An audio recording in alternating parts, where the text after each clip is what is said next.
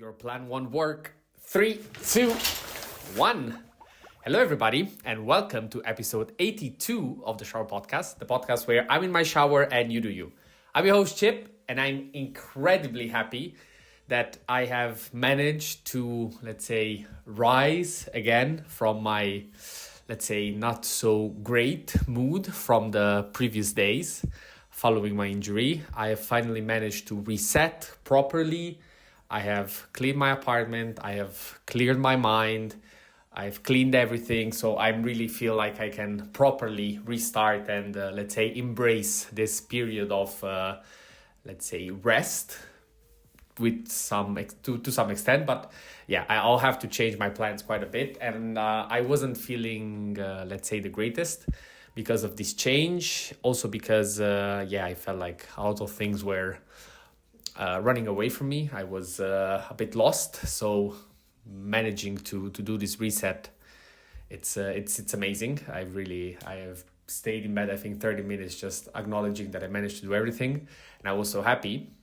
But all of this to the contrary of what I believed this morning after I woke up.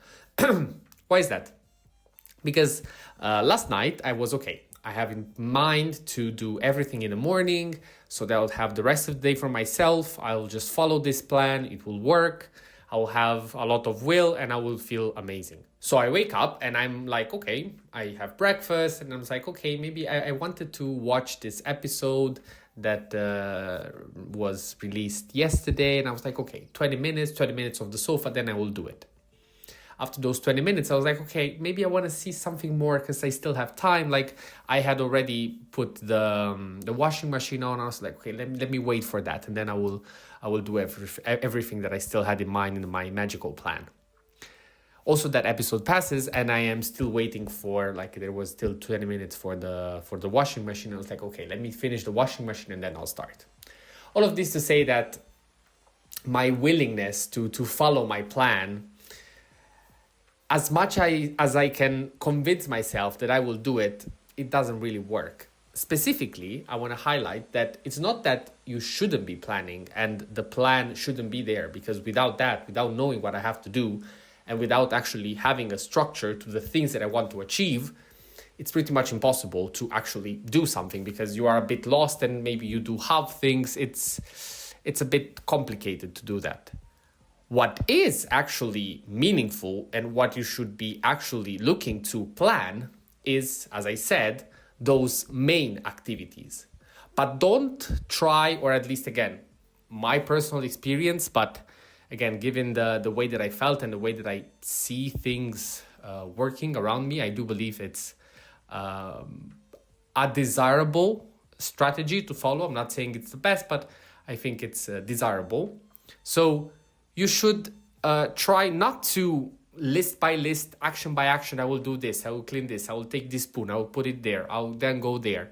It just doesn't happen. And specifically because you cannot read the future.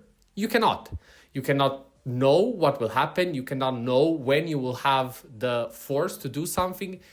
You can plan it, sure, but then what happens? You'll just be miserable because you didn't follow the original plan.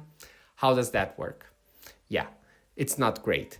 So what about you set your goals? So for me, it was specifically do the living room, do the kitchen, do my room. It was very simple. I had to do pretty much everything, but I was like, okay, I know that I can start somewhere, and before I finish that, I will move to the new space.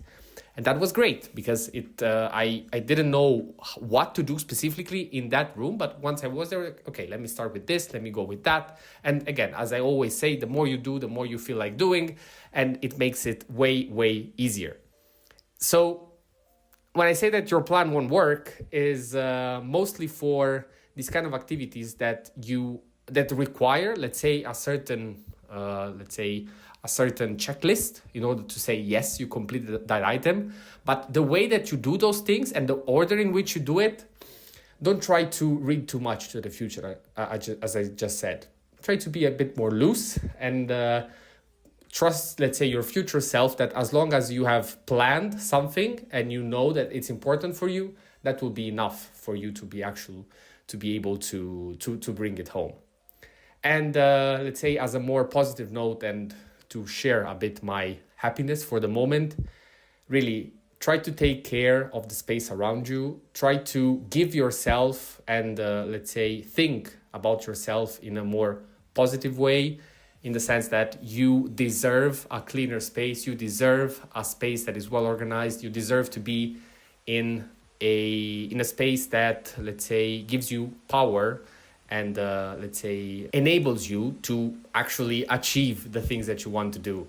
It happens way too many times that you look around you and you're like, yeah, I don't deserve this. This can be thrown there. I'll handle it. But without you realizing, it affects you so much. So really, take a day off, take a few hours every day, but try to easily and bit by bit fix and, bring to the state that you desire. It doesn't have to be perfect, doesn't have to be OCD like I do it, but try to make it as, let's say, as close to what you would desire on if you let somebody do it for you, let's say. And I can assure you that in that circumstance, you'll feel so much better that you won't even realize it.